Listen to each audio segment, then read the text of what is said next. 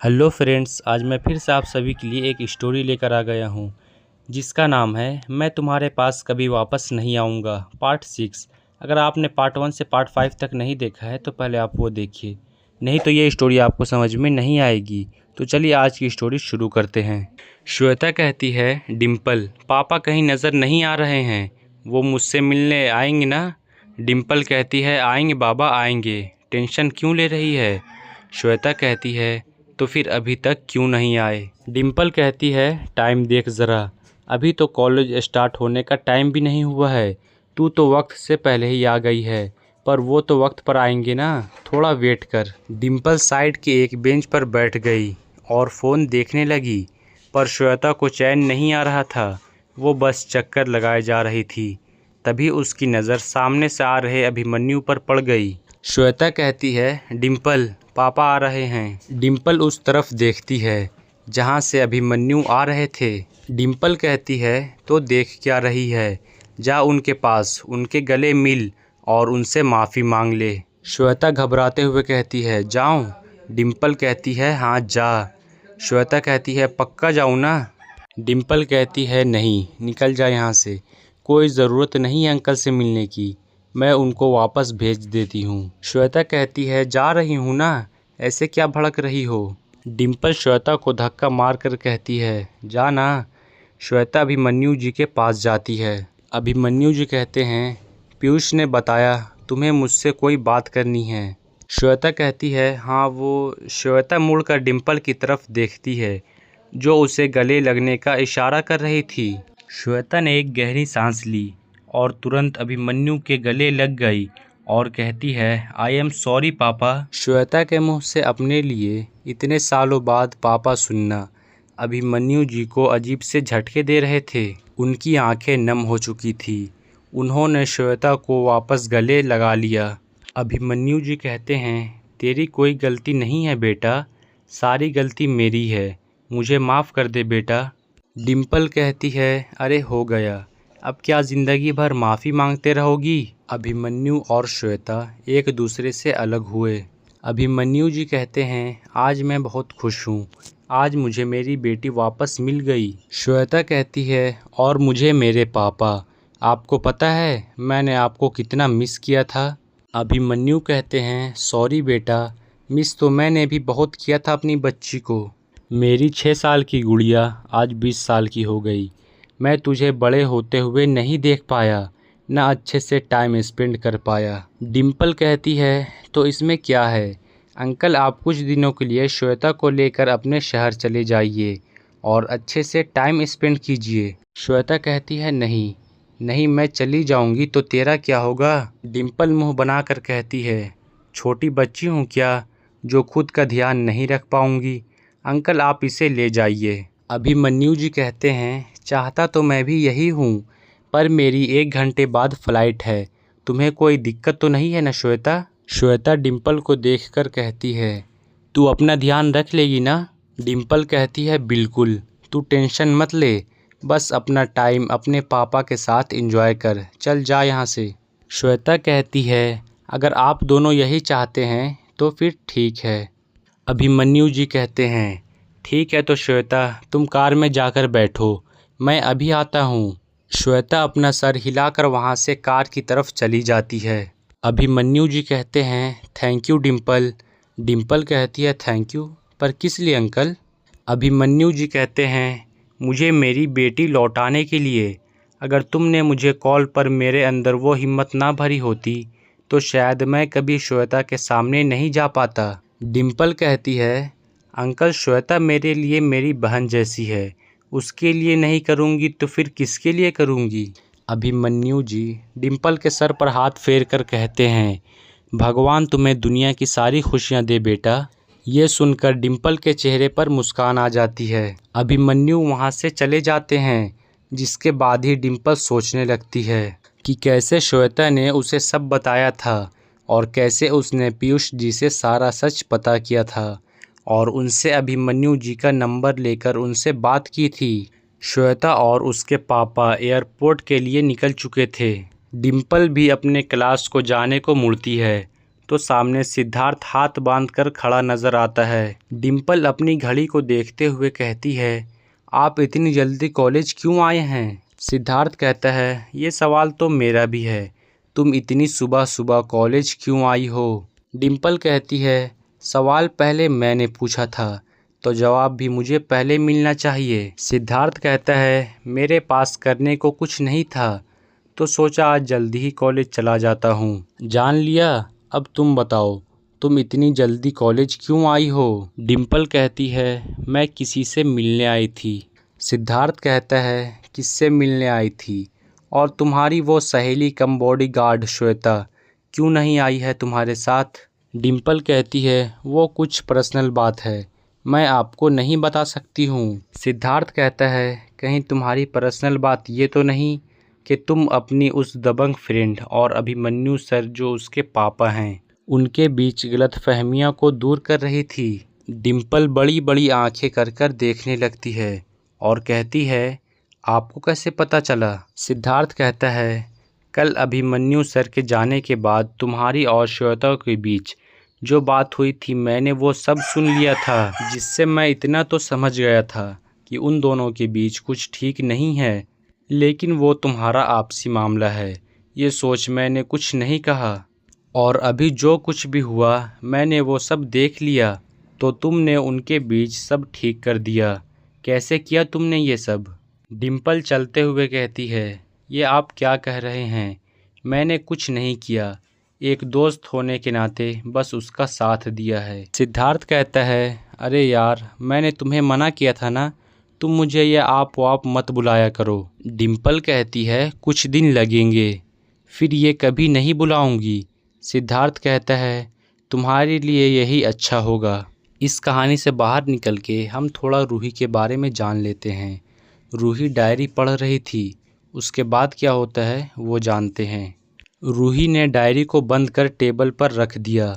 रूही के दिमाग में कुछ तो चल रहा था जिससे वो बेचैन हुए जा रही थी। उसके दिमाग में एक पुरानी बात याद आ रही थी। कुछ दिन पहले रोज़ाना की तरह रूही कैफ़े में कुणाल से मिलने आई थी। उसने देखा कुणाल कुछ कस्टमर के ऑर्डर ले रहा था, इसलिए वो पास के टेबल पर बैठकर उसका वेट करने लगी। वहाँ रूही के कुछ हाई स्टैंडर्ड्स दोस्त भी आ जाते हैं। रूही की एक फ्रेंड जिसका नाम कोमल था रूही से कहती है, रूही, कितने दिनों बाद मिलना हुआ है, तुमने तो हमें भुला ही दिया है। क्यों रूही, ना कोई मैसेज ना कोई कॉल, बात क्या है? रूही कहती है, ऐसा कुछ नहीं है, वो टाइम नहीं मिलता है ना। अंजलि कहती है, तुम्हारे पास हमसे बात करने के लिए टाइम नहीं है, लेकिन इस कैफ़े में हर रोज़ आने का टाइम है तुम्हारे पास, क्यों? रूही कहती है, नहीं वो बात नहीं है। अनुष्का कहती है, प्लीज़ रूही, बहाने बनाना बंद करो, ये तुम्हारे पर सूट नहीं करता है। उन चारों की आपस में बात चल रही थी कि एक वेटर ने गलती से रूही के हाथ पर हॉट कॉफ़ी गिरा दिया, जिससे रूही के मुंह से दर्द भरी चीख निकल गई। वहाँ मौजूद सभी की नज़र उस पर थी। वेटर घबराते हुए कहता है, I am sorry, sorry ma'am, really sorry.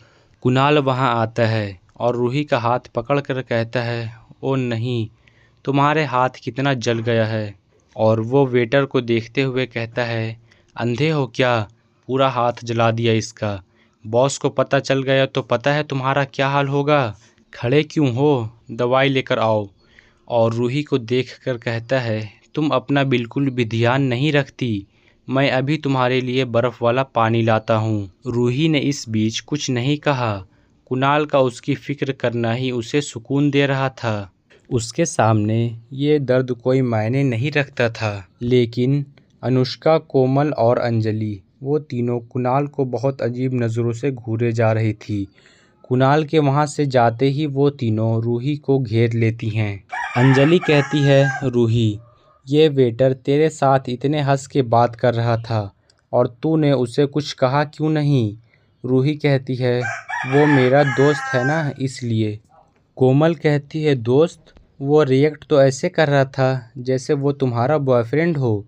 Ruhi कहती है, ऐसा कुछ नहीं है। अनुष्का कहती है, रूही, ऐसे लोगों से दूर रहना चाहिए, एक बार पीछा पड़ जाएं तो फेविकोल की तरह चिपक जाते हैं, मरते दम तक पीछा नहीं छोड़ते हैं। अंजलि कहती है, बिल्कुल सही, ये लोग ऐसे ही होते हैं, प्यार के जाल में फंसाकर सारी दौलत हड़प लेते हैं। रूही कहती है, तुम तीनों ये कैसी बातें कर रही हो, कुणाल ऐसा बिल्कुल नहीं है। अनुष्का कहती है, तू कुणाल से प्यार करती है? रूही कहती है, पता नहीं, पर उसका मेरे साथ होना मुझे बहुत अच्छा लगता है। उसका मेरी केयर करना मुझे बहुत स्पेशल फील कराता है। कोमल कहती है, रूही तू कितनी भोली है। चलो एक बार के लिए मान लिया कि कुणाल वैसा लड़का नहीं है, वो तुझसे सच्चा प्यार करता है और आगे चलकर तुम दोनों एक हो भी गए, उसके बाद क्या तुम्हें पता भी है लोग कैसी कैसी बातें करेंगे तुम्हें लेकर, तुम्हारे पापा को लेकर। कहेंगे कैसा इंसान है, इतने पैसे कमाए लेकिन बेटी के लिए कैसा भिखारी दामाद खोजा है। अंजलि कहती है, हाँ याद नहीं है वो जीविका पहले अपने पैसों का कितना रौब झाड़ती थी। उसने भी तो एक डिलीवरी बॉय से शादी कर ली और आज एक एक पैसे के लिए तरस रही है। मैंने तो ये सुना है उसके पति का अफेयर था। बता क्या मिला प्यार से? प्यार सब कुछ नहीं होता रूही। अनुष्का कहती है, रूही दूर रहो इस कुणाल से, वरना सोच ले तेरी भी जीविका जैसी हालत हो जाएगी या शायद उससे भी बुरी। प्यार क्या है, किसी से भी हो जाता है, लेकिन हमारे लिए सबसे ज़्यादा ज़रूरी है पैसा। पैसा नहीं तो कुछ नहीं।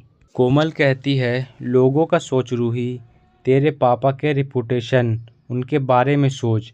जो लोग कल तक तेरे सामने आने से झिझकते थे वो तुझे भी बहुत बातें सुनाएंगे। ऐसे लोग से दूर रह रूही। तीनों अपनी जहरीली बातों से रूही का कान भर रहे थे और इसी का नतीजा है जो रूही ने आगे जाकर अपने दिल की ना सुनी, दिमाग की सुनी थी। कुणाल वहां आता है और रूही का हाथ बर्फ के पानी में डाल देता है। तब तक वो वेटर भी आ जाता है। कुणाल रूही के हाथ को पकड़ उसमें दवाई लगाने जा रहा था, पर रूही अपना हाथ पीछे कर लेती है। रूही कहती है, कुणाल मैं खुद दवाई लगा लूँगी, तुम कष्ट मत करो, देखो वरना तुम्हारे बॉस तुम्हें डांटेंगे। कुणाल कहता है, अच्छा ठीक है, तुम दवाई लगा लेना, मैं जाता हूँ। कुणाल वहाँ से चला गया। अनुष्का कहती है, वेरी गुड, ऐसे ही दूर रहना उससे। रूही तो पहले की बातों को याद कर रही थी और अब रूही क्या करती है ये जानते हैं। रूही अपने रूम से बाहर आती है और अपने मम्मी के रूम में चली जाती है। रूही को अपने रूम के दरवाजे पर खड़ा देख रूही की मम्मी कहती है, रूही बच्चा वहाँ क्या कर रही है, अंदर आजा। रूही रूम में आकर अपनी मम्मी के गोद में सर रख कर लेट जाती है। रूही की मम्मी कहती है, रूही कुछ हुआ है क्या? रूही कहती है, मम्मा मैं आपसे एक बात पूछूं? रूही की मम्मी रूही के सर पर हाथ फेरते हुए कहती है, क्यों नहीं, पूछ जो पूछना है। रूही कहती है, मम्मा इस दुनिया में सबसे ज़्यादा ज़रूरी क्या है, स्टेटस, पैसा या प्यार? रूही की मम्मी मुस्कुराते हुए कहती है, पैसा हमारी ज़रूरत होती है, लेकिन प्यार वो ज़रूरी होता है बेटा। रूही कहती है, मतलब? रूही की मम्मी कहती है, तुझे क्या लगता है तेरे पापा को ये दौलत उनके पुरखों से मिली है? रूही कहती है, आप कहना क्या चाहती हैं, साफ साफ कहिए ना। रूही की मम्मी कहती है, जब मेरी शादी तेरे पापा से हुई थी तब हमारे पास इसमें से कुछ नहीं था, लेकिन फिर भी हम दोनों खुश थे। जितना हमारे लिए ज़रूरी था वो सब था हमारे पास। हमने कभी ज़रूरत से ज़्यादा कुछ नहीं चाहा। लेकिन जब मैं प्रेग्नेंट हुई तब पहली बार हमें गरीबी का एहसास हुआ, क्योंकि तू उस वक्त बहुत ही वीक थी। तेरा इस दुनिया में आना बहुत मुश्किल था। मैं भी बहुत बीमार रहती थी, जिससे पैसा कहाँ जा रहे थे कुछ पता नहीं चल रहा था। तब तेरे पापा ने डिसाइड किया कि वो इतना पैसा कमाएंगे कि मेरी और तेरी दोनों की ज़रूरत पूरी कर सकें। अब मुझे बता, अगर उनके लिए पैसा इम्पोर्टेंट होता तो मुझे और तुझे बचाने के लिए उन्हें क्यों खर्च करते? अपने लिए खर्च करते ना, जैसे ज़्यादातर पति करते हैं। पैसा कमाते हैं और उन्हें जुए दारू में खर्च कर देते हैं। क्या ये प्यार नहीं है? अच्छा मुझे बता, एक माँ सुबह शाम काम करती है, थकती है, लेकिन वो काम करना बंद नहीं करती है। क्यों? क्योंकि वो जानती है अगर उसने अभी काम नहीं किया तो उसके बच्चे और उसका पति भूखे सो जाएंगे, और ये चीज़ वो कभी बर्दाश्त नहीं कर सकती। ये प्यार नहीं है। ये बात सच है कि प्यार से पेट नहीं भरता, लेकिन अगर प्यार से खाना ना खिलाया जाए तो भी पेट नहीं भरता। रूही कहती है, और मम्मा लोग, वो भी तो बातें बनाएंगे, इंसल्ट करेंगे, उनका क्या? रूही की मम्मी कहती है, बेटा कौन लोग? जिनसे हम दिन में, महीने में या साल में एक दो बार मिलते हैं, वो भी कुछ देर के लिए। उनकी बात हमारे लिए ज़्यादा इम्पोर्टेंट नहीं होगी। और वो जो हमें सच्चे दिल से प्यार करते हैं। रूही, लोगों को तो मज़ा आता है इन सब में, इनके बातों पर ध्यान नहीं देते, बस अपनी दिल की सुनते हैं, क्योंकि दिल की आवाज़ भगवान की आवाज़ होती है। रूही रोते हुए कहती है, मम्मा, मैं पहले आपके पास क्यों नहीं आई? अगर मैं आपकी बात पहले ध्यान दी होती तो आज मैं बहुत खुश होती। रूही की मम्मी कहती है, रूही, इसका क्या मतलब हुआ? क्या बात है मेरा बच्चा? रूही अपनी मम्मी को सब बता देती है। रूही की मम्मी कहती है, बेचारा का दिल तोड़ दिया। क्या रूही तू उसे चाहती है? रूही कहती है, मम्मा मुझे नहीं पता, लेकिन उसकी ये नाराज़गी मुझे अच्छी नहीं लग रही। पता है माँ, मैं जब उसको कल रात के लिए थैंक यू कहने गई तो उसने क्या कहा था? मेरी जगह कोई और रहता तो वो भी यही करता। कल तक उसके लिए मैं सबसे अलग थी, लेकिन आज ऐसे ट्रीट कर रहा था जैसे हम कोई अजनबी हैं। मुझे बिल्कुल अच्छा नहीं लगता है। रूही की मम्मी कहती है, तूने कहा भी तो ऐसा ही था कि कोई नाराज़ हो जाए। एक काम कर, तू कोशिश कर कि वो तेरे दोस्त बन जाएं, उसके बाद मैं देखूंगी। चल रोना बंद कर और सो जा, कल ऑफिस जाना है ना? रूही सर हिलाकर कहती है, हाँ, और वो वापस अपने रूम में चली जाती है। नए दिन के साथ रूही नई उम्मीद लिए ऑफिस आती है। वो अपनी सीट की तरफ जा रही थी कि एक लड़की से टकरा गई। वो लड़की कहती है, ओह सॉरी। रूही कहती है, इट्स ओके। वो लड़की कहती है, वैसे आप मुझे मैनेजिंग डायरेक्टर का केबिन बता सकती हैं?